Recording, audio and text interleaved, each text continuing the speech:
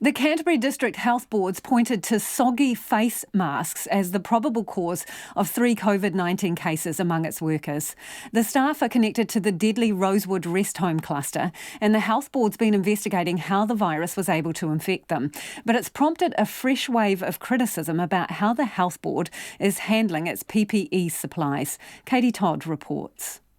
The staff tested positive for Covid-19 last week after caring for patients from Rosewood Rest Home and Hospital and helping shift some of them to Burwood Hospital. In a statement, Incident Controller Dr. Sue Nightingale says a PPE breach is the most likely reason for their infection.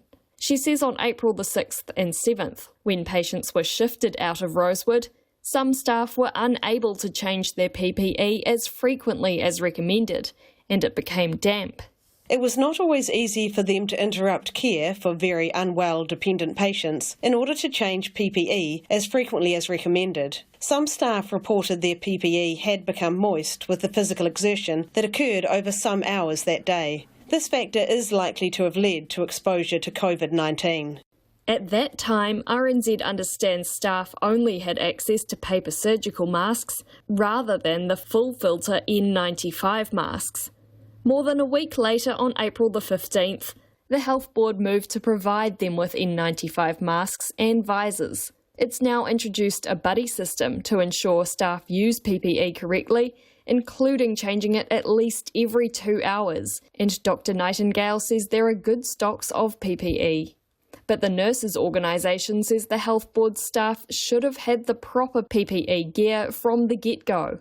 Its kai whakahaere, Kerry Nuku, says the union's members were speaking out about a supply shortage and gowns that ripped for a week before anything changed, with some even talking to the media. She interprets the Health Board's statement today as effectively blaming the staff for not changing their PPE regularly enough, which she says is unfair. Our members for a long time now have been raising concerns about the quality PPE gear that wasn't available to them. So it's unfair to lay the blame at the fact of these nursing staff not having the availability or not changing regularly when actually there wasn't the stock available or the quality of stock to make them feel comfortable and to be safe at work.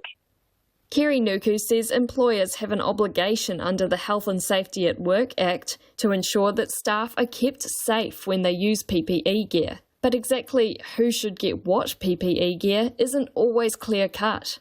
Since providing the N95 masks, Canterbury District Health Board has told staff in Burwood Hospital they aren't actually needed for clinical reasons, but can be used if they're more comfortable.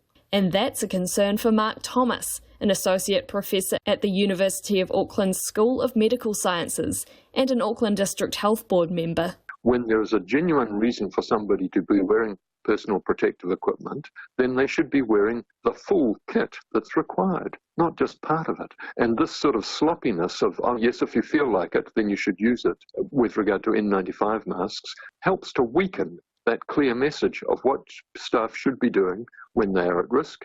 Canterbury District Health Board's PPE problems have also stirred up uncertainty elsewhere in the community. Dorothy's mother is in a wing of Burwood Hospital separate from the Rosewood patients, but she's now having trouble trusting its ability to contain Covid-19. Well, I just read the news article this morning and, got a wee bit upset by that because it's like they're saying that the protective equipment that the nurses and the staff are wearing aren't up to code. And that's worrying for someone who has a mum in hospital that's a very vulnerable person anyway. The nurses' organisation says it's watching health boards to ensure PPE supplies remain plentiful as winter flu season approaches. Prime Minister Jacinda Ardern says the government is following up any complaints that not enough PPE is reaching frontline health workers. For Checkpoint, ko Katie Todd, TNA.